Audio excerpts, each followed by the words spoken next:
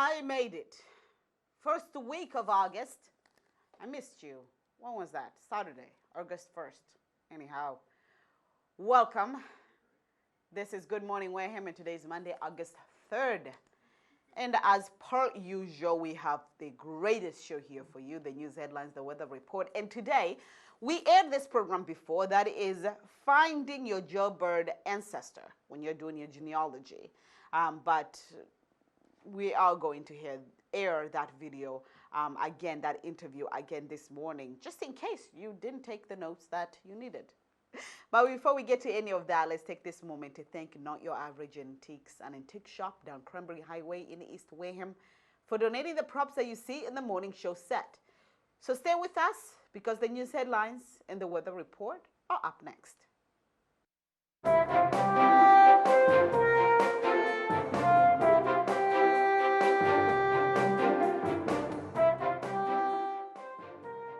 Okay, rezoning could help get rid of empty storefronts and unkept properties on Main Street.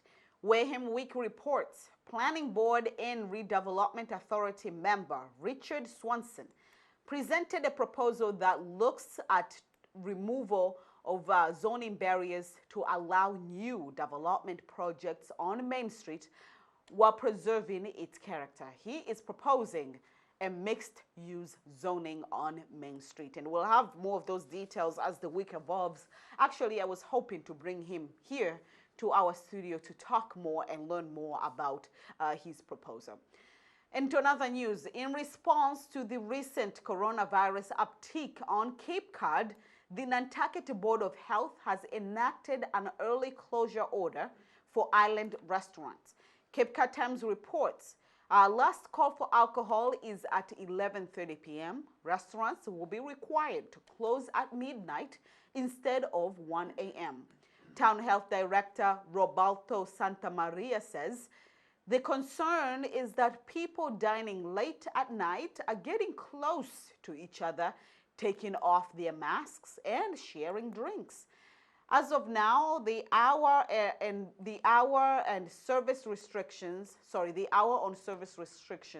are only going to apply on restaurants. There is no set date on when the order will cease. And riders participated in this year's Pan Mass Challenge virtually. Dartmouth Week reports that the long-standing bike-a-thon offers riders the option to ride from 25 to 192 miles over a day or both days of the first weekend in August. This challenge, this initiative, is geared towards raising funds for the Dana-Farber Institute's Jimmy Fund. And that concludes this morning news headlines. Coming next is our weather report. Social distancing and staying home are the best ways to limit the spread of COVID-19. But if you must go out, make sure you cover your face. You can use anything that covers your nose and mouth, including dust masks, scarves, and bandanas. But leave the surgical masks and N95s for healthcare workers. Remember, masks slow the spread when you must go out. But staying home and social distancing are the best ways to protect yourself and others. For more information, visit mass.gov/COVID-19.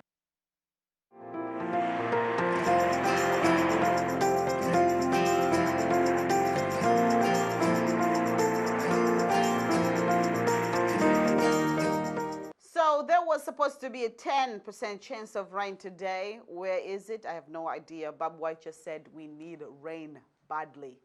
Tell that to the hay farmers. Let's take a look at our weather. It's going to be a gorgeous summer day today, mostly sunny with temperatures in the 90s. Okay, the humidity is already blaring out there. Tough to be a human being outside. Tomorrow it's going to rain and thunder. For the rest of the week, it's going to be a mixture of clouds and some sun with temperatures in the upper mid-80s. So it's going to be a lovely week to be outside, to get that tan, work on that tan.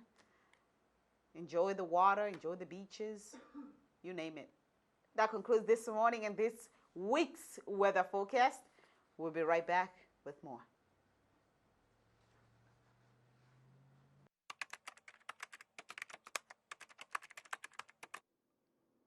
We want to talk to you about medical emergencies. The kind that would result in a visit to the ED before the coronavirus hit. The kind that would start with chest pain and sweating. Or with difficulty speaking and drooping of the face. Or an accident like a fall or the slip of a kitchen knife. These are still the kind of emergencies that require a trip to your local emergency department. Despite this pandemic, We assure you hospitals are doing everything possible to keep emergency departments clean and safe. And we are here to provide care to you and your family, but you must not delay. Because when it comes to your health, time can be the difference. Between life and death. If you experience a medical emergency, call 911 or go to your local emergency department.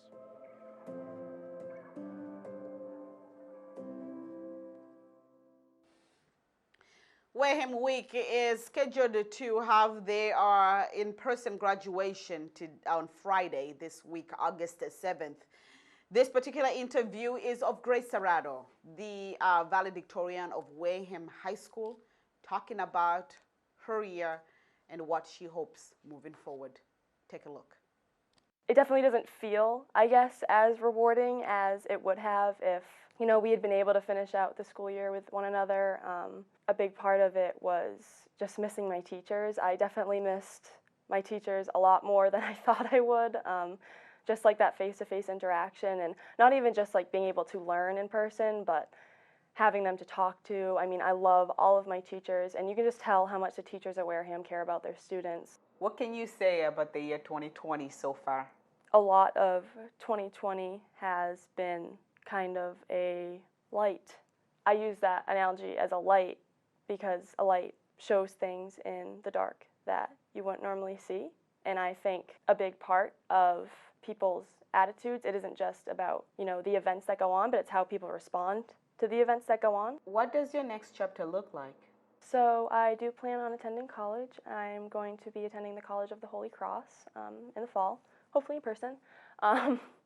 I'm going to be studying bio and neuroscience as a double major, and I'm also going to be on the pre-med track. I think being a doctor has always been something that I want to do, so I'm really, really excited about kind of getting to pursue that passion further. Wareham High School's new graduation date is set for Friday, August 7th. Here is Grace's message to fellow high school graduates, class of 2020. In the words of Dr. Seuss, sometimes you never know the value of a moment until it becomes a memory. Just 3 months ago, we were receiving the definitive news that no, we would not be returning to school for the last few months of our senior year. And I know I speak for most, if not all of you, when I say I would give anything to have back just one more day of our senior year. I want you all to know how incredibly proud we should be of ourselves. After all, we did it.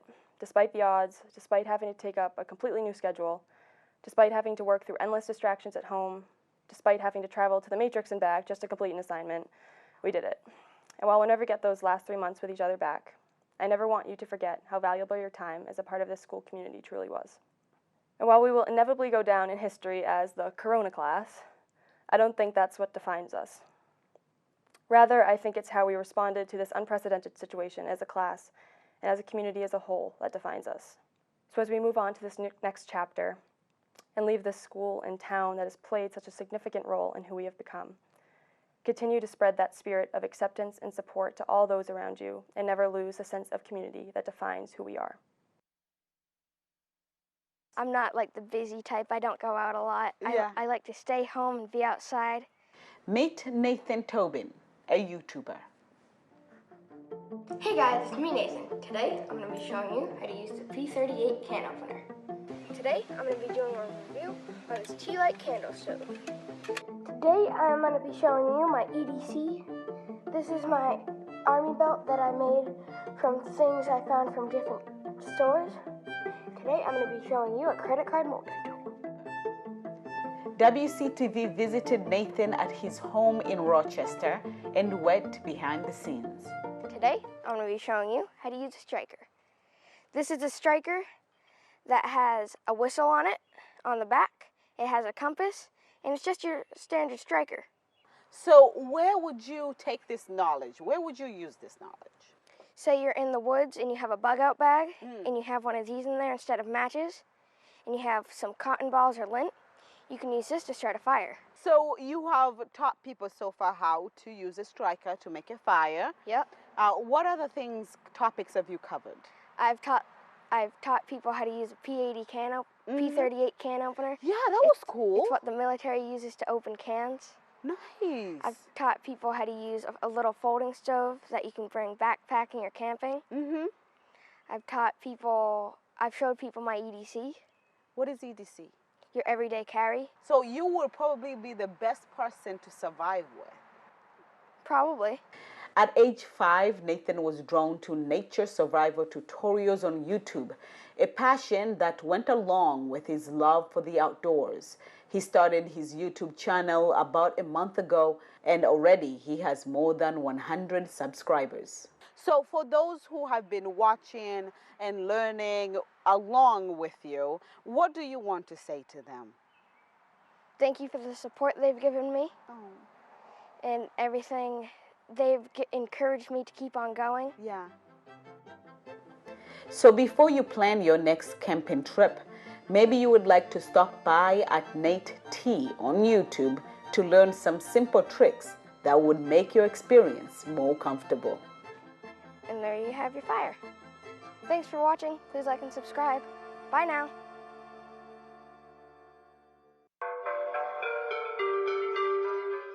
I was always insecure about my accent, like how are they going to perceive me? Haryam Jashmir Melza loves composing music. When I play, it feels freeing almost, like you're in a different dimension. Like you're playing for yourself and you're almost floating in a space of your own creation, your own artistic world almost. The track you're hearing is one of his works, titled Lives from the Iron. Islam doesn't hate music, but radical Islam does. Haryam is from Pakistan. He migrated to the United States in 2019 before he was joined by his grandmother, 2 younger sisters, and his parents. It's a bit weird to say, but white people, like seeing them and being like, oh my God, they're real. They're real. They're real. This interview was filmed in the compound of Sharon High School, where Haryam graduated a month ago with the class of 2020. On this piece, you'll hear discussions on culture, music, and privilege through the eyes of an 18-year-old Pakistani immigrant. It was a crazy process, moving from that environment. Yeah. What environment are we talking about? Well, we're talking about like Pakistan itself, like that's my home. I love Pakistan. There are really good people there, but the country itself, the government is unstable and a lot of people having issues just going by. And my parents really wanted me to grow up or like finish my last year of school somewhere secure, somewhere stable. How was the flight? It was too long, man. It's scary also being like, being a Muslim, you have that kind of stigma like, okay, I don't know what's going to happen. But everybody was super nice, Boston Airport, everybody didn't care what color I was, and I was like, okay, that's super cool. Like Did you learn the stigma before you left home? Everybody knows the stigma. Like you're trained, like before. Trained by who? My parents. They're like, okay, if they ask you, always remain calm. Talk in a white voice. So what like, is the white voice? The white voice is very calm, very pronounced. You gotta be very legal. Imagine you're in a suit and tie, you're like talking, being incredibly calm. Don't show any signs of aggression. So you came here, tell me about the culture shock apart from how long the flight was. Well, the culture shock was first, I was so intimidated by, the big cities. Food was a big thing that shocked me because people were throwing away food like it meant nothing. And I'm like, this doesn't feel right. Because I've seen people die from like starvation. And I'm also like just talking to their parents in weird ways. What weird ways? Like, some people come to school, call their moms the B word, and I'm like, what's going on here? And I'm like, what did you just say? And I start scolding them. Yeah. I'm like, what you saying? And they'd be like, what do you mean, man? Like, that's just the way we talk. I'm like, okay. I didn't say anything because like maybe that's just the way they talk. Maybe their mom likes that. I don't know, but then I realized, no, that's not the case. Haryam was shocked by the culture in the classroom. The two-way communication between a teacher and a student was not what he was used to. They wanted to sit and have a conversation, and they asked about my opinion, sorry. Yeah.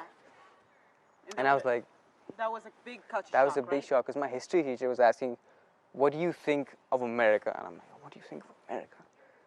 I had asked this question myself, and I'm like, I think it's great, but there are like some flaws, and like, of course, the flaws in every country, but like, he's like, good, that you should be thinking for yourself, because in Pakistan, a lot of people will follow someone just because how they look, or where they're from, or which ethnicity they're from, and that really crippled our country. Hayam is a product of a love story joining India and Pakistan.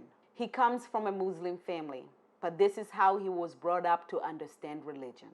My dad always encouraged me to find out Islam for yourself, because many people, just like their parents, throw them into like a religion, follow this day one without question. He told me, Hayam, I want you to find it out for yourself.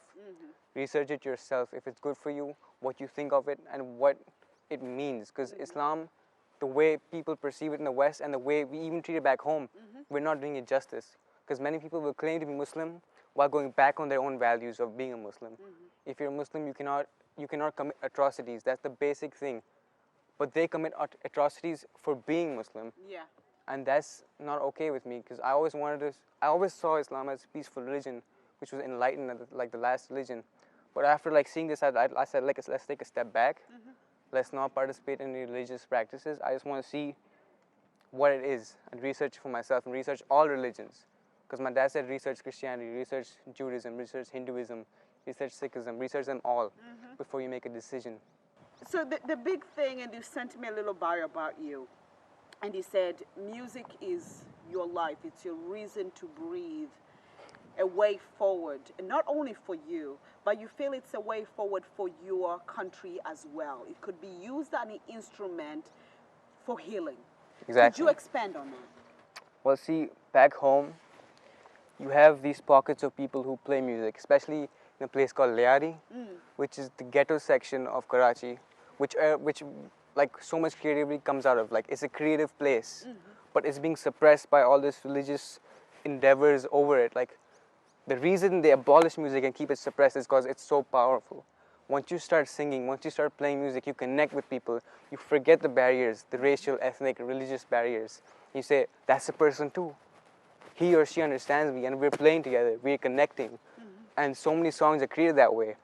And especially in Karachi, you have so many suppressed voices, so many suppressed musicians, especially from lower income families who cannot do anything because they have to put food on their table. They just cannot play music. And the music industry in Karachi itself, Pakistan itself, is just broken. Like, very few have the opportunity to go into the music industry just because they know someone or have like connections. The real musicians aren't coming forward. And that's what I want to do. Like, when I establish myself, get standing on my own 2 feet, I want to go back and give back to my country, because I know there's potential there.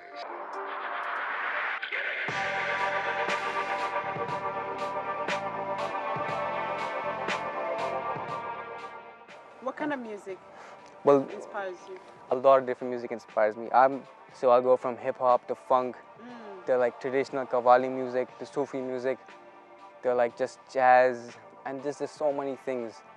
Especially when you look at different music, like music styles or genres and how they've come about, especially with like jazz coming from pain of the African American slaves in this country itself, and like Sufi and Qawwalism coming from India. Just like seeing the combination of them, there's so many connections between the both, because we're both humans at the end of the day. Like, the genres are both human genres. And you just see those connections of pain and suffering and, happiness, and it just makes them like, I love this. I just love the connections of it. And especially when I play drums, I feel free, almost like a gorilla. Like, this is a bit weird, but like, I feel like a gorilla just banging on like drums, just like smacking out and just like enjoying myself, and creating music that represents what I'm feeling. If I'm feeling like in a swag mood, I'll play some jazz with some nice, softer, cooler, funky beats. If I'm feeling angry and rage, I'll go with a rocky tone and go with like a heavy metal inspired type of beat.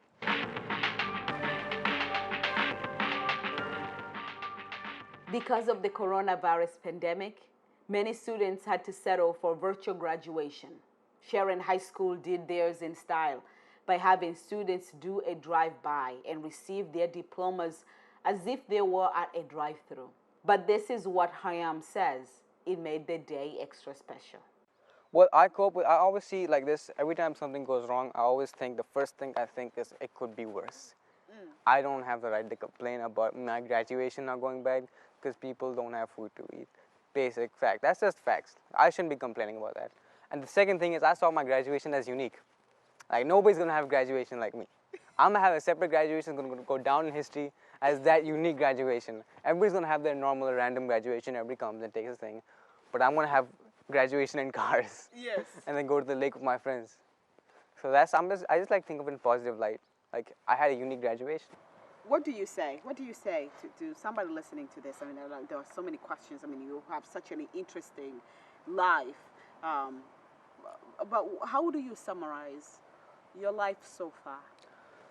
I say I'm still climbing up, and there's a lot to climb, especially when you're trying to help people beneath a ladder. Like there's a ladder I have to climb, and you have to also bring people up because of course it's your duty. As a human being, I think a lot of people forget that as a human being, you never make it on yourself. You never make it by yourself. There's always people who helped you get where you are, and never forget them. That's my goal. Music, and to use that music to give back to the communities that have given so much to me. Black communities have given a lot to me. Brown communities have given a lot to me. Even white communities have given a lot to me. And I have to give back to them. That's just the civic duty that I have.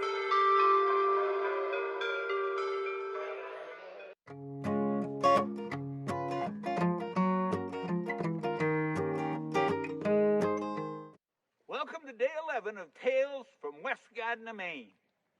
It's still snowing out there. This is a weird match. April time frame.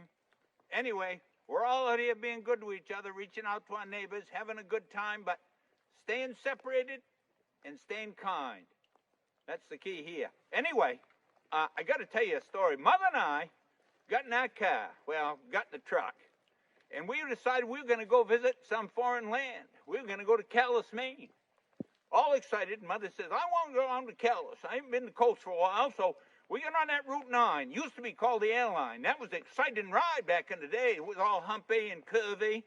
Then DOT got involved, the Department of Transportation. They smoothed it out, straightened her out. Now it's not a thrill ride. Used to be called the airline because you got airborne 4 or 5 times between Brewer, Maine, and Calais. Now it's just a straight shot. Well, we whistled down there in no time at all. We come whistling into Calais, and as we did, we saw a big sign. All gold lame, wicked, smart-looking sign, big shocker of a sign that said, Welcome to Calais. I said, look at that, Mother. We're in Calais already. She goes, don't be such a numbie. It ain't Calais. It's Calais, you moron. I said, well, geez, Mother, I don't think so. It might be Calais on the other side of the pond, but over here, it's Calais. Oh, no, she said. We argued all the way into town. We finally get into the center of town. And I pulled over to the side of the road because I saw a local fella strolling along the sidewalk. I pulled right over next to him, put my window down on the truck, waved him over to the truck, and I said, excuse me, my wife and I are having an argument about where we are. Could you come over here and just say it real slow so she'll understand it? Sure, he says. So he come over and he leaned in the window of the truck, looked right at Mother, and he goes, Dunkin' Donuts. Well, you got to ask the right questions. We've gone over this before. Take care of each other out there. Yeah. Welcome to day 12 of Tales from West Gardiner, Maine. It's still snowing. And you might notice them in the woods. Mother said 80 feet at the fire pit, 1.5. She said, you got to go deeper in the woods. Here I am. I don't know what I'm going to do to camp out for the evening. I hope it don't snow all night. Anyway, we're taking care of each other. I hope you are. I'm sure you are. You're in Maine, taking care of other Mainers. Anyway, I got to tell you a quick story about Mother and I. We took a trip to Ireland. Went to Dublin. Had a good time. If you've never been to Ireland, when this thing all gets over, you got to do it. Ireland's one heck of a nice place. The Emerald Isle. We had a great time. Mother went shopping, and I spent my time in the pubs. Yeah, had a great time. I was in there one day. Something weird happened. A fella from Texas come in, and big strapping fella, stood right in the middle of the pub, didn't make a sound, put his hands on his hips, stared everybody down till nobody was talking. Then he said, I know you fellas there in Ireland think you're heavy drinkers. I've read about it. I'll tell you right now, I'm from Texas. I can outdrink anybody in the place. I'll make a bet. I got $500 American. I'll put it right on the bar. If there's any man here that can drink 10 pints of Guinness without stopping, that's their money. If they can't do it, or they spill any, they got to pay me $500. Everybody kind of talked about it. Geez, 10 pints of Guinness, get $500. That's a pretty good deal. Well, but geez, that's a lot of beer all at once. Guess not. So they all kind of sat back, went doing what they're doing. All of a sudden, this one little guy jumped off a stool, runs out of the bar. Half an hour later, he comes right back in, walks over to the Texan who was sitting there having a drink, tapped him on the knee, couldn't reach any higher. He goes, is the bet still on? You know the idea of drinking 10 pints of Guinness all at once? The Texan looked him up and down and said, are you kidding? You're a little runt. You think you can drink 10 pints of Guinness without stopping? Little fellow says, I know I can, all excited. Well, the Texan put the 10 pints of Guinness on the bar, put $500 in. He said, you drink all 10 pints, well, spill in the drop. That money's yours. The little fellow marched right along, fired him down one right after another. All 10 gone. Grabs the money, starts out of the pub. Texan caught up with him at the door and he said, hey, that was impressive. I couldn't even do that. And it's your money. But I got to ask you one question. Where did you go when you left the pub for half an hour? Little fella kind of shifted his feet. He said, well, I'll be honest with you. I wasn't sure I could do it. I went next door and practiced. That's twisting the knife there. Take care of each other. Yeah? Welcome to day 13 of Tales from West Garden, Maine. I'm here sitting down to a fresh pancake Mother just made. Yeah? Got my coffee cup from the USS Boston. I got some maple syrup to go on that, on that pancake, made by Mert Durnley, my classmate from Monmouth Academy in 1966. Mert, pretty smart, went to University of Maine, studied mathematics. But he had his moments. In the 5th grade, he was sitting in the front row. Teacher was going on and on about polynomial this and that, and Mert wasn't getting it. He had that glazed look in his eye. If you ever meet Mert, you'll recognize it. Anyway, teacher said, Mert, you ain't getting the math, are you? And he said, no, I'm not. No. He says, well, what can I do to help you understand it? Well, what if I made it applied? Put it into context of something you do every day. Would that help? He said, yeah, it would, yeah. Well, what do you do every day? Well, right now we're cutting and selling firewood to house. Oh, good, I got a firewood example. Let's say firewood was $10 a car, and you buy $40 worth of firewood. How much firewood you got? Mert thought for a minute. He said, you got 3.5 cord. Teacher said, no, that's not right. He said, I know it's not right, but they all do it. Yeah, there you have it. Hey, be kind to each other. Support each other. We all need it, yeah? Welcome to day 14 of Tales from West Garden, Maine. My friend John Marsh just left. We didn't have any contact. He left a bag of cooked, fresh Maine crab just caught off the coast of Maine. We're having a decent time here, but it got me to thinking. You know, I've always thought, and I don't want to disparage anybody else out there. You're all wonderful people, but I got to tell you, being a Mainer, I've always thought that Maine women make the best wives. And I'll tell you why. It's because no matter how bad things get, they've seen worse. And on top of that, they're wicked focused. I mean, when a Maine woman gets an idea in the head, get used to it. It ain't going anywhere. I'm just cracking these shells here. That Maine idea is sticking in her head, and she's going to make it happen. Now, I'll give you a good example. When my Uncle Willie was passing away, he was, this was a few years ago, he was quite ill. They had moved his bed into the room right next to the kitchen so his wife Emma could prepare his meals and take them easily right back and forth there without going up and downstairs. Well, anyway, Willie was laying there drawing maybe what could have been his last breath. And as he drew a breath, he smelled something emanating from the kitchen. He goes, Emma, what's that you cooking? She goes, it's an apple pie, Willie. Oh, he said, you know I love apple pie. Can I get just a little piece? And she says, no. It's for the wake. When a Maine woman gets an idea in her head, it's there forever.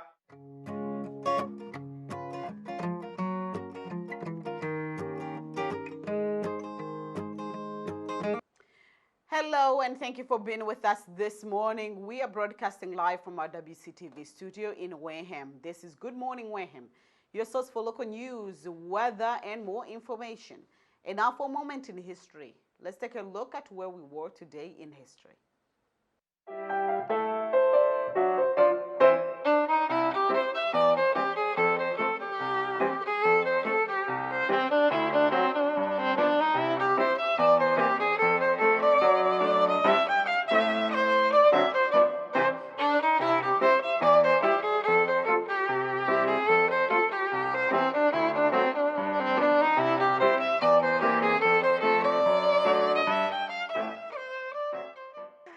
On this day in 1975, a Boeing 707 crashes into a mountain near Agadir in Morocco. All 188 people on board were killed in the fourth worst air disaster to date. Also today in history, in 1965, the CBS TV News shows pictures of men from the 1st Battalion, 9th Marines, setting fire to huts in the village of Kamna, 6 miles west of Da Nang, despite reports that the Viet Cong had already fled the area. The film report sparked indignation and condemnation of the U.S. policy in Vietnam, both at home and overseas. Also today, in 1982, Michael Hardwick is arrested for sodomy after a police officer observes him having sex with another man in his own bedroom in Georgia. Bob White had a name for this, voyeur. Although the district attorney eventually dropped the charges, Hardwick did challenge Georgia's law in Supreme Court. In 1986, the Supreme Court handed down its decision in Bowers versus Hardwick, ruling by a 5-4 vote that states could continue to treat certain types of consensual sex as criminal acts. Imagine that. Minding your own business in your own bedroom, enjoying a sexual activity.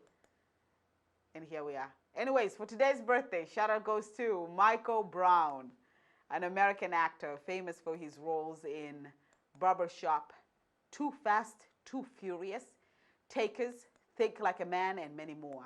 He has the prettiest green eyes I've ever seen. Ooh la la. Anyways, he was born today in Washington, D.C. in 1973. He turns 46 years young today. And happy birthday to everybody else celebrating their big day today. That is all I have for today in the history segment. To learn more cool historical facts, please go online under history.com. Stay with us. The coffee chat is up next.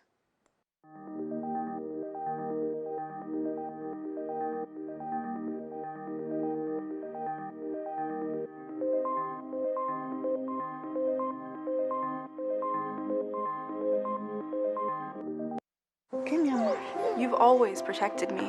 Whoa. And I still need you. Prescription pain pills, heroin, kids are getting addicted. Can you still protect me? Kids who talk with their parents about opioids are less likely to misuse them. Find out what you can say. Okay, if you have ancestors that used to be troublemakers back in the day, arrested, but you still want to find out who they were and their connections to you, take a look at this coming documentary.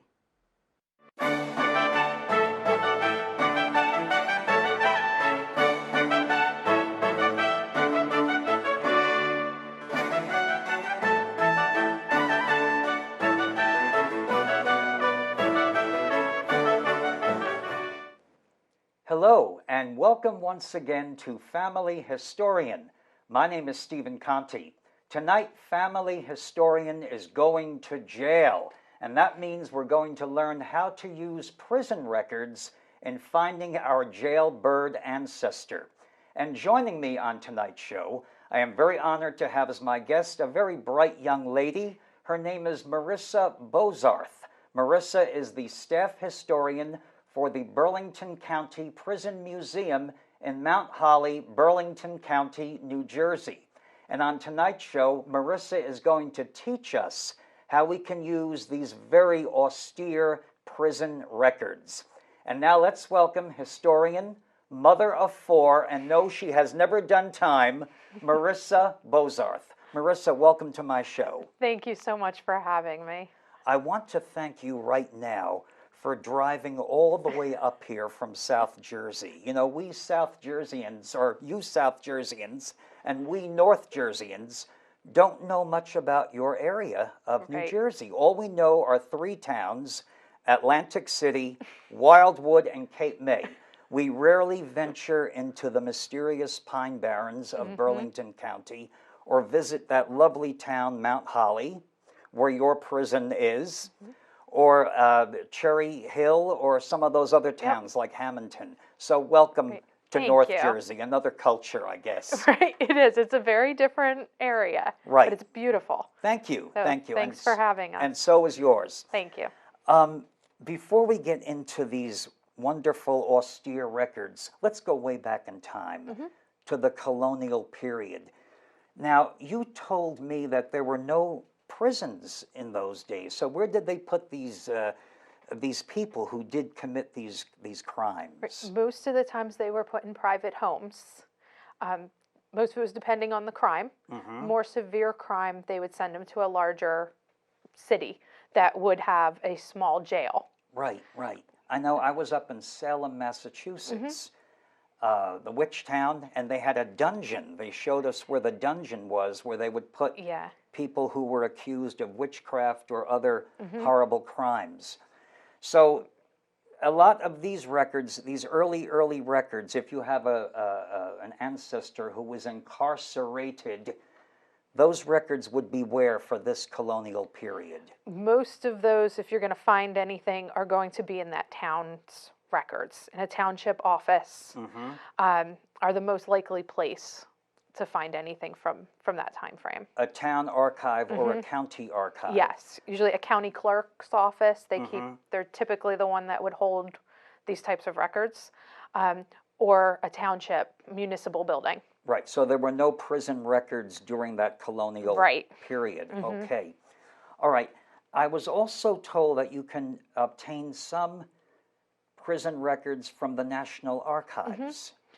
Yeah, the National Archives has a searchable database, and you can typically, depending on the crime, you could find some stuff on that database. Sometimes there's a small fee associated with obtaining a first-hand account of it, but they are available. You can get most of the information. Right. This is amazing, Marissa. I never knew prison records were so accessible and in such abundance. And you can find them online. You can do all of this research online if you have a not-so-squeaky clean ancestor.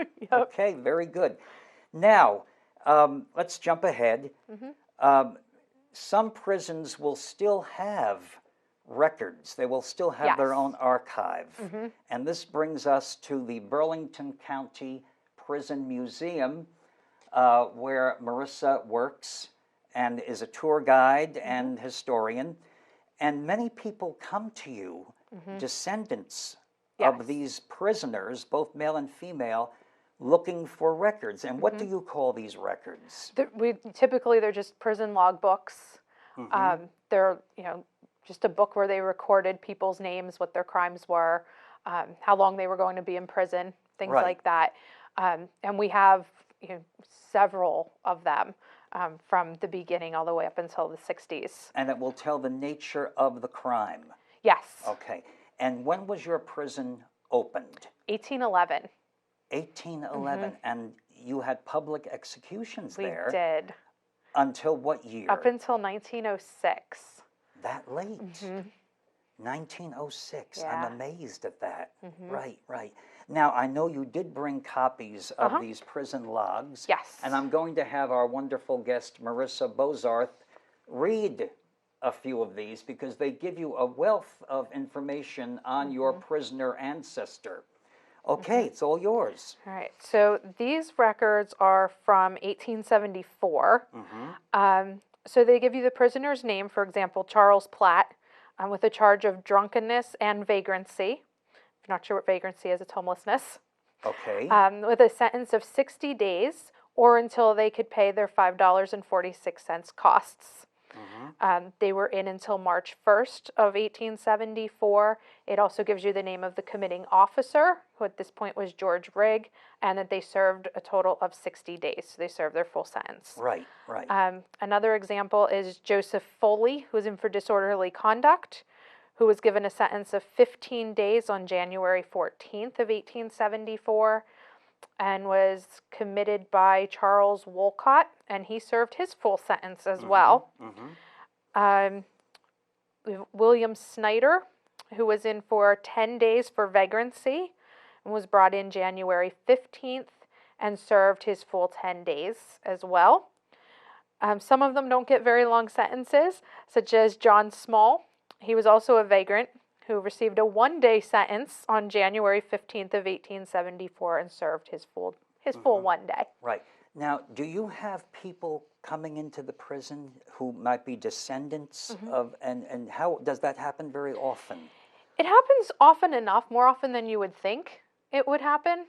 We get people in that ask us for information, that they've heard a story, right, that, you know, their grandfather or their great uncle or somebody had been in jail, usually for something silly, you know, Like and they being were younger. Right, like being a horse thief or Right, something. exactly. Right, or, right. you know, a drunken night out or disorderly conduct when they were young, something like Right. that. And they want to know if the story's true. Mhm, And mhm. it's just been a family legend up until that point. And we can pull the logbooks and go through them for them or with them and find out, you know, find that person and see what's there. Right.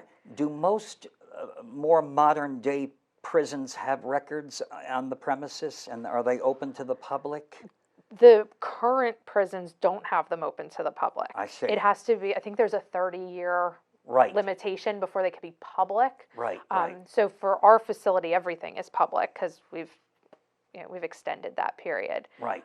But yeah. Now, your prison was built in 1811, closed in 1965, okay? Yes. And you told me a very remarkable story about a grandpa who had served time in the 60s. Can you share that with our viewers? Sure. This is wonderful. Yeah. Please. So an older gentleman came in with his grandson and had told us that he served time in the prison not long before it had closed down. He was a young gentleman when it happened, and he brought his grandson in to show him where he had served his sentence out, and to kind of show him this is what could happen if you don't obey the law, if you don't live, you know, properly. Yes. You could end up here.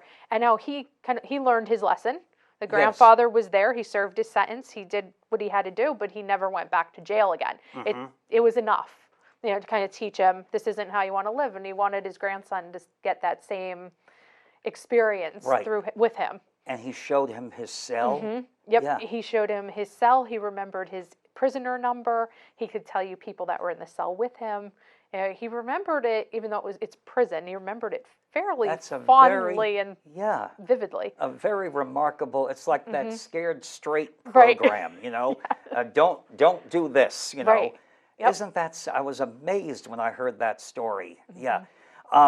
If you ever have a chance, go down to Mount Holly, which is the county seat of Burlington County. It's a lovely town, and the prison is right there. And we'll talk about your prison very shortly, and with hours of operation. And it's a wonderful place. I did take the tour alone, all by myself. It was kind of creepy, but very educational. And it's a wonderful outing for the day. Now, what I also like about doing prison research are those infamous mug shots. You've all seen mug shots, and we have a few on the set tonight. And Marissa did bring some mug shots with her. And when you're doing your research, they might even send you these, or you could find these online, as I did. And here are some criminals, and this will show you that nobody is above the law. There are some people who think they are, but that's another show.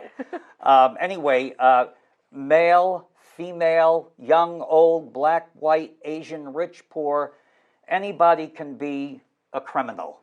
Is that correct? Yes, very much so. but not us, not us. Okay. And we're going to go over these right now to show you these various mugshots and the information on the mugshot. Okay, it's all yours in alphabetical order. Okay, Marissa. Okay, so the first one is Matthew Carlson, who was born in 1908. He is a laborer by trade with a fresh complexion. He has brown eyes, is 5'6", and also has brown hair. Identifying marks is a CEW on his left forearm and a tattoo on his right forearm. And he was arrested for housebreaking and various classes of larceny. Oh, my word. Well, what is larceny? theft. It is theft. Okay, all right. I see that Yes. word a lot. Yep. Okay, who's up next? The lineup. John Gallagher, who was born in 1901, who's also a laborer with a fresh complexion. That he has hazel eyes and brown hair, and is 5'7.5" He has minus a left eye, so he's missing his left eye. And he is in for public housebreaker, and also steals from motor cars and uses various methods of entry. Isn't that something? Now, these prisoners were not in your prison. They were not. No. No. Okay. But you did have one famous prisoner. Yes. Can you tell our viewers who that was? We had Albert DeSalvo in the 1950s, better known as the Boston Strangler. Really? Yep. Yeah, he was only there for 2 days before the Boston Strangler incidents took place. Right. He was stationed at Fort Dix at our local military base and committed a crime off base. So he was brought to our facility. This is before he became the famous Boston. Right. Right. Okay. Yep. And he was in your prison. That's your claim to fame That's there. it. Okay. All right, let's keep going here. Yep. All right, so we had James Hargraves Jones, who was born in 1896 and is a molder by trade. He has blue eyes and brown hair and is 5'1.5". His marks is that he has a round scar on the right side of his face, and his crime is that he begs in residential areas and breaks into houses which he finds unoccupied. Okay. And this one, we have a lot of information on this fellow right here.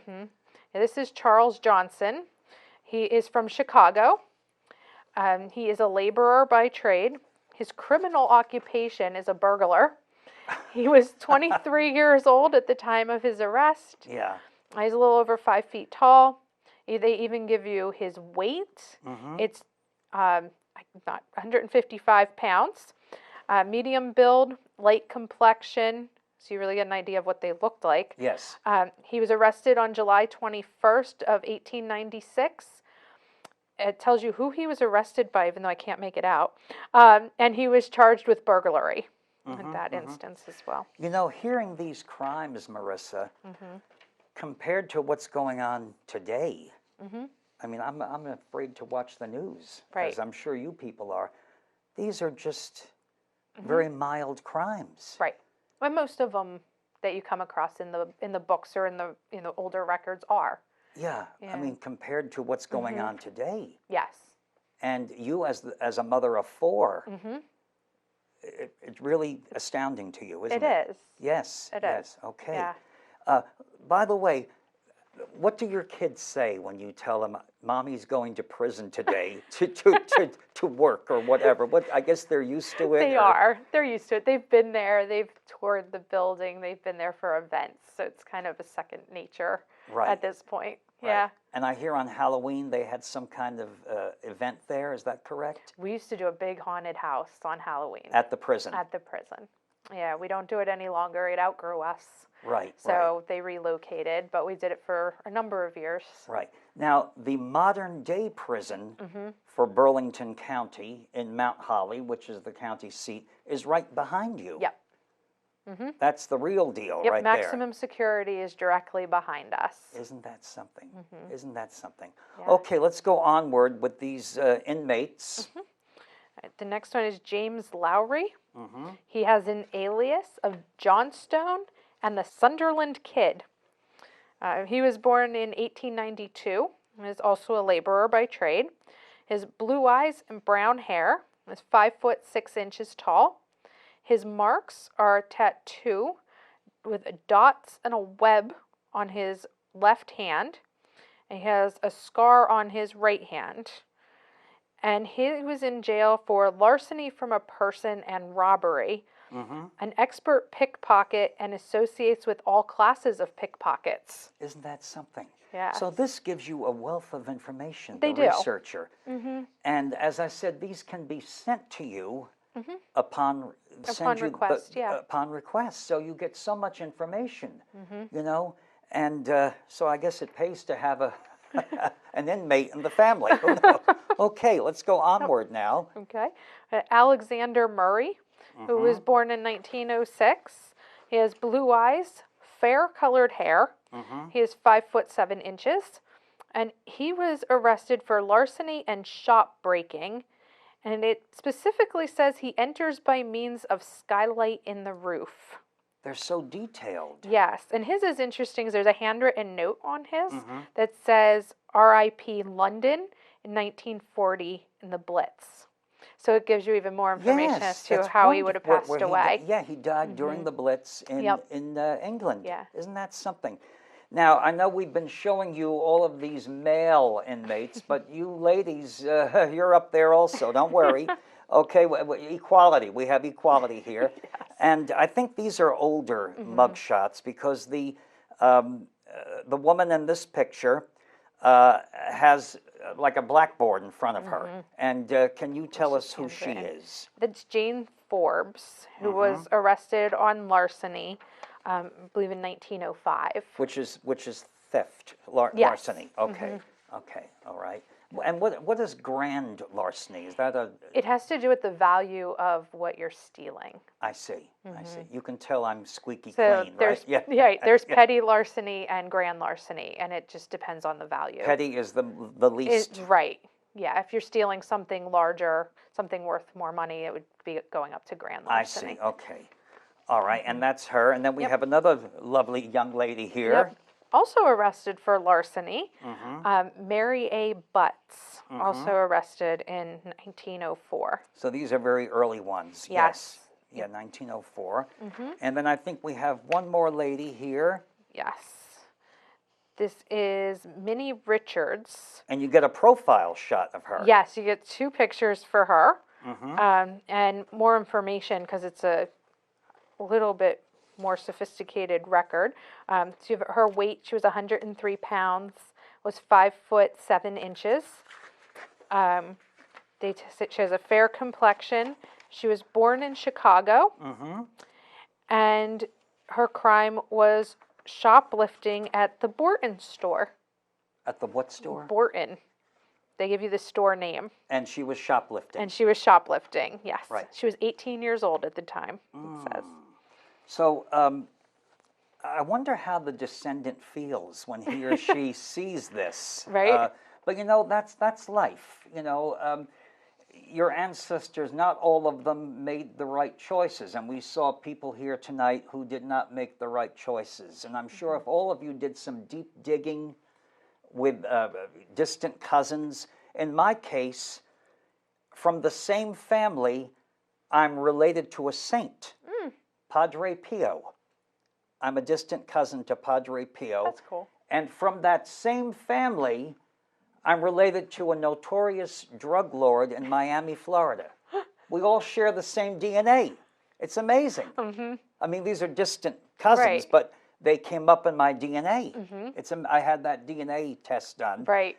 And this is what I found, you know. So but that's life, you know. Yes. And we're going to show you a series of mugshots right now.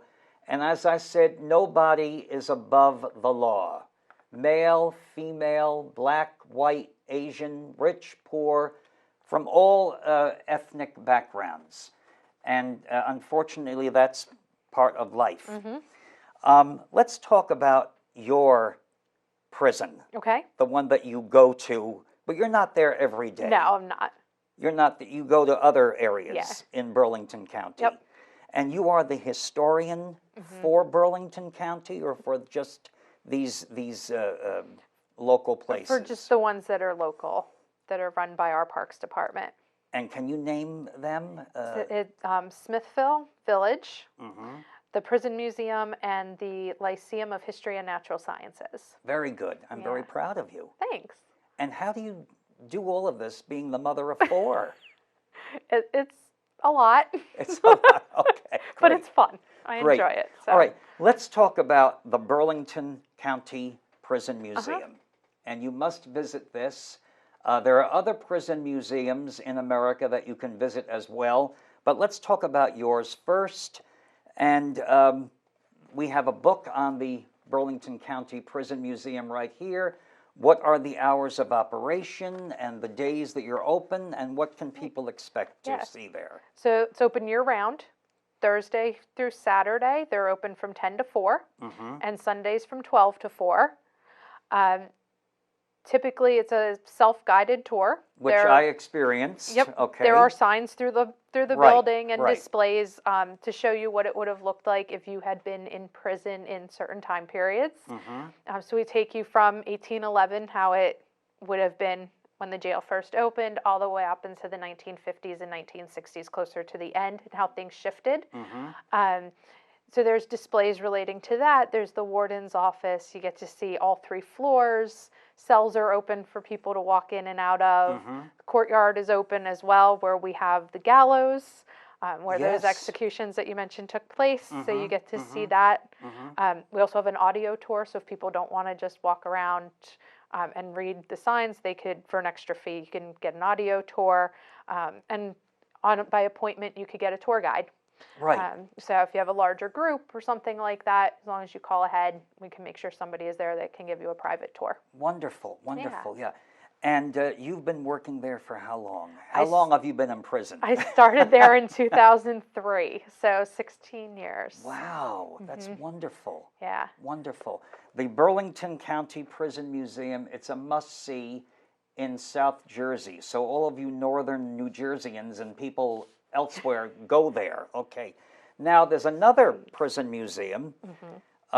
You are from Pennsylvania. I am. And so you know this one, the Old Jail Museum in Jim Thorpe, Pennsylvania. And can you tell us something, because I've done the tour here as well. Okay. Yes. Yeah. Can you tell us something about this prison here? Sure. Yeah. Yeah, they're a little bit newer than the Mount Holly prison, the Burlington County Prison. But it's a totally different experience if you go to that one than as opposed if you come to ours. Right. But they do guided tours on a regular basis as well, where you get to go into the dungeon in the basement. It's a little creepy. I was there. I was creepy. there. Yeah. You see where they did executions as well. Theirs were different. They did theirs inside where ours are outside. You get Yours to see were in the that. courtyard. Yeah. In the courtyard. Yep. All outside in the courtyard. So, but you get to see that as well. See the cells, see how prisoners were held, hear about one of their infamous cases with the Molly Maguires. Yes. And murders that took place. They do a whole big thing on that. So it's a neat place. It's worth the visit. Great, great. Now, there is a website. There's a website for almost everything nowadays. This one is called Black Sheep Ancestors. And we once did a show on finding your pirate ancestor. This is like having your offbeat black sheep family member research. And Black Sheep Ancestors will list prisons state by state and what their holdings are. So if you have an ancestor who was in prison in Pennsylvania or in New Jersey, in New York, or up in Ohio somewhere, you can go there, Black Sheep Ancestors. And you can also find a pirate in your family, or if one of your, this is horrible to say, if one of your ancestors was deemed insane. They have records of these homes where they would place the insane people years ago. I hate to use that word, but that's what they called them at those times. Yes. Well, listen, this has been a wonderful interview with Marissa Bozarth, historian for the Burlington County Prison Museum in Mount Holly, Burlington County, New Jersey. I can't wait till I go to jail now and do some research. Thank you so much, Marissa, for coming all the way up here and sharing your knowledge and expertise with us. And as I say every time I do this show, we are all descendants of ancient civilizations. Genealogy is your key to the history of your family. And so until next time, this is Stephen Conti wishing you the very best of luck in your research and above all, happy ancestor hunting. Good night.